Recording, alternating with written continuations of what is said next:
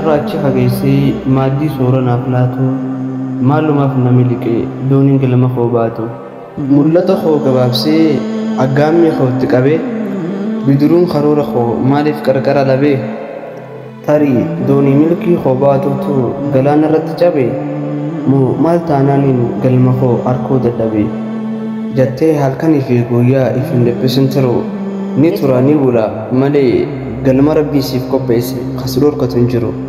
Kanaafuu miira kee tasgabbeessii hiree kee dhaggeeffadhu jiraattee arra gookeef rabbi galateeffadhu.